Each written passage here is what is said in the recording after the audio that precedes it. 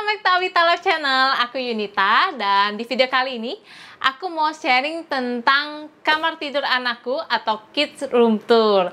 Jadi video ini banyak banget di request sama followers aku. Jadi mau aku buat kalian semua supaya bisa jadi inspirasi buat kalian yang lagi mau bikin kamar anak juga. Dan di video kali ini aku bakal sharing mengenai desain kamar anak aku, kemudian kelebihan dan kekurangan dari desain aku sendiri ya, supaya kalian punya gambaran yang lebih jelas dalam membuat kamar tidur anak kalian, oke? So, dari yang paling pertama itu dari ukuran kamarnya dulu ya. Jadi kamar anak aku ini ukurannya kecil aja. Panjangnya itu 2,7, lebarnya 2,3, dan tingginya itu 3 meter. Dan aku tuh punya 2 anak perempuan, dan kamar ini memang sengaja aku siapkan untuk mereka berdua gitu. Dari awal anak aku tuh memang pengen ranjang yang tipe bunk bed ya, jadi ranjang atas bawah gitu, supaya mereka bisa punya tempat tidur masing-masing.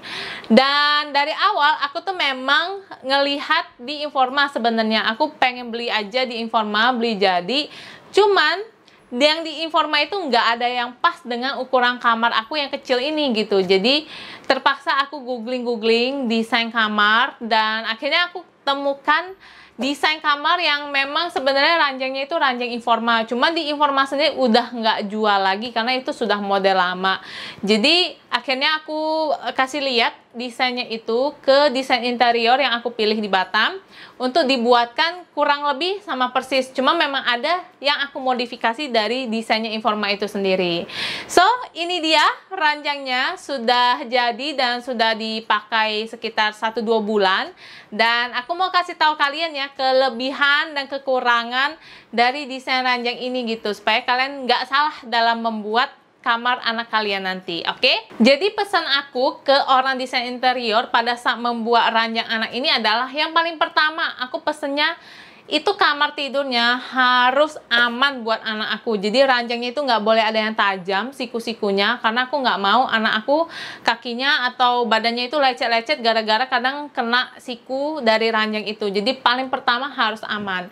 Kedua, aku pesennya harus kokoh karena ini kan ranjang atas bawah gitu ya, model bunk bed. Makanya aku mau pastikan yang di atas itu tuh juga kokoh gitu. Kalau ditidurin anak-anak mungkin dengan berat sekitar 30 kilo tetap harus bisa aman gitu loh. Karena memang sebenarnya desain kamar anak aku ini nih aku cuma prediksi bakal dipakai dalam waktu 5 tahun ya. Karena ini kan modalnya anak-anak banget gitu. Jadi mungkin setelah mereka SMP yang pertama mungkin udah nggak mau lagi gitu ranjang yang model beginian. Jadi at least mungkin dia 30 kilogram masih bisa sanggup lah gitu loh ranjangnya. Jadi pokoknya harus aman ya buat anak-anak. Dan untuk materialnya dia menggunakan material plywood ya, jadi triplek, bukan serbuk kayu yang dipadatkan. Jadi kalau biasanya yang ada di pasaran itu kayunya itu memang biasanya yang serbuk kayu terus dipadatkan supaya lebih murah gitu loh. Makanya kalau dari segi harga ini tuh memang kayak 2 kali lipatnya dari yang di Informa sebenarnya. Kalau di Informa itu waktu itu aku googling itu cuma sekitar 7 jutaan, tapi pada saat aku dapet quotation dari desain interiornya itu, ini untuk ranjangnya sendiri harganya itu sudah 13 jutaan. Belum termasuk kasurnya yang harus kita beli terpisah. Jadi total aku tuh mungkin ngeluarin sekitar 18 juta untuk kamar anak aku ini.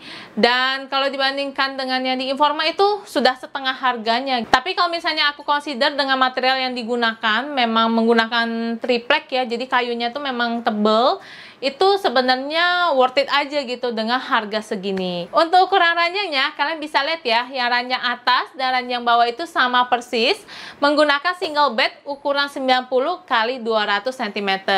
Dan di bagian kepala kasurnya ini memang ada senderan gitu ya. Jadi aku modifikasi dari yang desainnya Informa. Kalau di Informa itu dia nggak ada senderan, jadi dia plong gitu. Cuman kalau yang aku bikin ini memang aku request harus ada senderannya. Jadi biar anak tuh kalau misalnya senderan di ranjangnya itu tetap nyaman gitu. Misalnya dia mau baca buku atau mau duduk di ranjangnya itu tetap nyaman karena ada senderan buat kepalanya. Terus di sini juga ada meja belajarnya yang memang aku request supaya anak aku bisa nyaman waktu belajar di kamarnya sendiri. Dan untuk meja belajarnya ini desainnya aku ada modifikasi dari yang desain Informa ya, yang aku lihat. Jadi yang di bagian atas meja belajarnya ini ada tambahan lampu LED yang memang aku request dari awal. Dan kalau misalnya kalian mau beli yang lampu LED kayak gini juga, kalian juga bisa searching di online gitu. Namanya tuh selang lampu LED dan dia warnanya kuning, dan ini juga lampunya sama persis aku gunakan untuk kitchen set aku. Dan untuk harganya ini juga murah banget, 1 meteran gitu paling sekitar 30.000, tapi sangat-sangat bermanfaat ya. Jadi kalau misalnya kita belajar itu lampunya itu cukup menerangi pada saat anak tuh lagi belajar, jadi nggak gelap. Dan juga kalau misalnya anak aku tidur, kadang lampu utamanya dimatiin, cuman yang lampu meja belajarnya ini dihidupkan. Jadi lampu di kamarnya itu jadi warna kuning, nggak terlalu terang, dan cukup nyaman buat anak aku tertidur sampai terlelap. Terus di bagian pojok kiri meja ini, aku sediakan lubang untuk kabel-kabel ya. Jadi kabelnya itu disalurkan dari bawah ke atas melalui lubang ini. Jadi kalau kita mau nge-charge handphone, mau nge-charge laptop, itu nggak perlu kabelnya tuh berseliweran, jadi kelihatan lebih rapi untuk di bagian atasnya ini. Terus di bagian bawah meja belajarnya itu nggak ada sorokan buat keyboard ya, karena memang di rumah aku tuh nggak pakai PC desktop, tapi aku pakai laptop di rumah.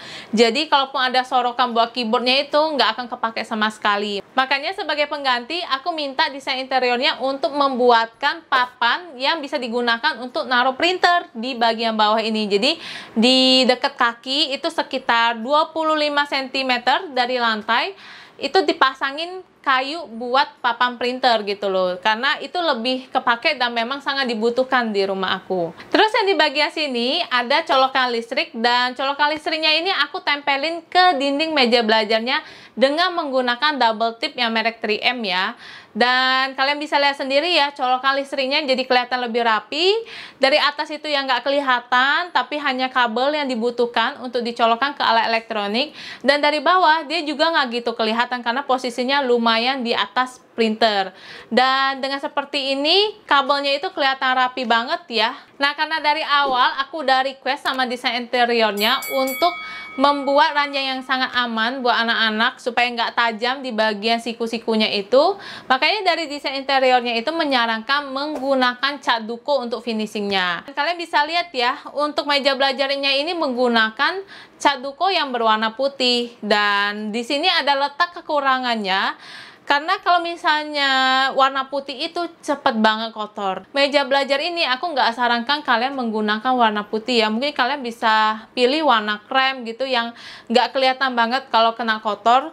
Karena kalau kita menggunakan cat duko, dia ini kalau misalnya kena coretan pena atau misalnya kena serutan pensil, itu tuh bakal kelihatan kotor banget dan nggak mudah dibersihkan. Kelebihannya cat duko ini memang kelihatan rapi banget ya, kelihatan smooth, dan dia itu modelnya bisa ditekuk-tekuk gitu loh. Kalau misalnya HPL itu kan dia kan keras ya, jadi nggak bisa yang halus gitu di bagian sikunya. Memang harus pakai cat duko, tapi ya mungkin kalau misalnya kalian mau bikinnya seperti ini, kalian bisa konsultasikan lebih lanjut dengan desain interior kalian, baiknya kayak gimana. Tapi kalau dari aku sarannya jangan gunakan cat duko berwarna putih untuk bagian meja belajar, karena bakal gampang kotor dan repot banget kita untuk maintenance-nya. Kemudian di bagian samping kanan ini ada rak yang biasanya aku gunakan untuk barang-barang anak aku juga. Jadi ada tisu, ada essential oils, ada body lotion, terus ada minyak yang dibutuhkan memang untuk anak aku. Kemudian di bagian rak bawahnya ini ada buku-buku. Jadi ada buku aku dan juga buku anak-anak. Terus di sini juga ada kaca yang memang mereka gunakan. Kemudian di sini aku juga taruh tray buku yang aku gunakan untuk meletakkan buku pelajaran anak aku, buku kerjaku, dan juga kertas buat ngeprint gitu. Dan tray buku ini juga sangat bermanfaat ya buat mengorganisir keperluan kertas dan buku-buku yang ada di rumah. Di bagian rak sini ada rak juga yang bisa digunakan untuk menyimpan barang-barang ya.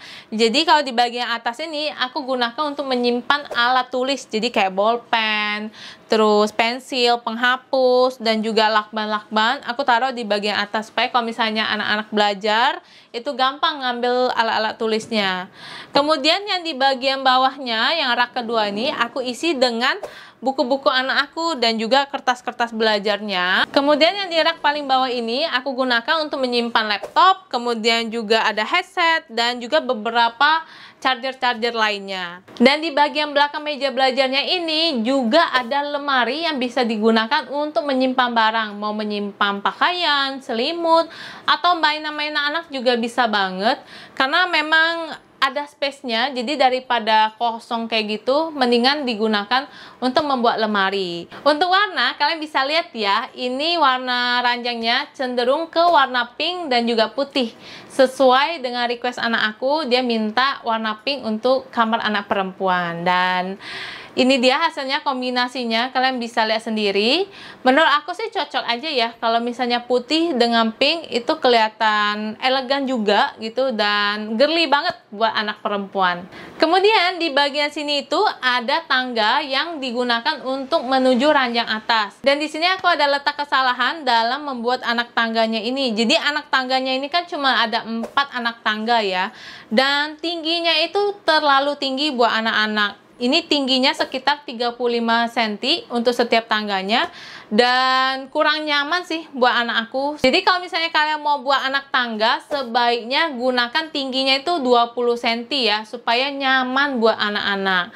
Nah, kalau untuk panjang dan lebar tangganya ini sudah sangat-sangat bagus ya. Jadi ukuran panjangnya itu 50 cm, lebarnya itu 25 cm dan cukup banget buat anak-anak bisa naik turun itu nyaman, telapak kakinya itu pas banget. Supaya nggak waste, bagian tangganya ini aku gunakan untuk menyimpan pakaian juga gitu. Jadi dikasih laci-laci di setiap anak tangganya. Dan ini tuh memang aku terinspirasinya dari desain ranjang yang di Informa ya. Jadi lacinya bisa ditarik dan bisa kita taruh barang. Nah, buat anak aku ditaruhnya untuk pakaian mereka. Karena pakaian mereka juga nggak gitu banyak. Jadi masing-masing anak itu dapat 2 anak tangga untuk menyimpan pakaian mereka. Jadi anak aku yang pertama, dia ambilnya yang bagian tangga atas. Kemudian yang si kecil, dia pakainya yang tangga di bawah. Terus di bagian handle tangganya ini juga dikasih pegangan ya. Karena aku bikinnya itu nggak mepet ke dinding, jadi nggak seperti kitchen set ya yang dipakuin ke dinding. Jadi aku memang sengaja kasih space, jadi nggak mepet banget. Jadi anak aku tuh masih bisa pegangan di tangganya pada saat naik turun. Dan di bagian tangganya ini juga ada desain bolongan-bolongan yang berbentuk love. Ini juga bisa dijadikan sebagai pegangan juga sih. Meskipun kelihatan estetikanya, tapi ini sebenarnya ada tujuannya untuk anak-anak bisa pegang juga gitu loh. Lebih nyaman untuk digenggam. Nah, untuk kasur yang di atas, tadi udah dijelaskan ya, ini ukurannya sama persis dengan kasur yang di bawah, yaitu 90 x 200 cm. Dan juga dikasih sandaran kepalanya supaya anak-anak nyaman kalau misalnya mau duduk di atas ranjang juga. Nah, aku sendiri udah coba untuk tidurin ranjang atasnya ini, dan dari desain interiornya menggaransi bahwa even kalau misalnya orang 100 kg pun masih bisa untuk tidur di bagian atas ini, karena mereka udah coba sebelum di deliver ke aku. Itu kalau misalnya ada orang dewasa tidur gimana, terus ditambahin anak-anak gimana. Jadi dari desain interiornya bilang maksimum 100 kg ya untuk yang ranjang bagian atasnya ini. So buat anak-anak udah pasti aman. Jadi paling penting kalau kita bikin bunk bed dengan desain interior, pastikan yang aman ya buat anak-anak, apalagi anak-anak bakal naik turun gitu. Kemudian di bagian sisi kiri ini aku juga taruhin gantungan buat anak aku. Jadi gantungannya ini belinya di IKEA ya, kalau kalian mau beli juga. Ini bisa digunakan untuk menggantung baju, terus menggantung tas, dan juga kayak alat-alat seperti gunting dan alat-alat lainnya yang mau kalian gantung di sini juga bisa banget. Dan menurut aku gantungan juga perlu ya buat anak-anak, kadang mereka ada bajunya yang pengen diganti atau mau digantung gitu, so ini pasti kepake banget bagian gantungan sini. Dan dengan ukuran kamar yang gak terlalu luas, menurut aku desain kamar aku ini udah cukup banget buat kedua putri aku, dan so far mereka nyaman banget ya tidur di kamar mereka sendiri. So ini dia sharing aku kali ini mengenai kamar tidur anakku. Dan kalau misalnya kalian masih ada pertanyaan seputar desain kamar tidur anak, kalian bisa juga tulis di kolom komentar ya. Kalau bisa aku bantu advice, pasti aku jawab, oke? Dan kalau misalnya kalian merasa video ini sangat bermanfaat, jangan lupa di like, di share, dan juga subscribe YouTube channel Awita Life supaya aku bisa terus memberikan video-video yang menarik lainnya buat kalian semua. Dan thank you banget udah nonton sejauh ini. Sampai jumpa di video berikutnya. Bye-bye!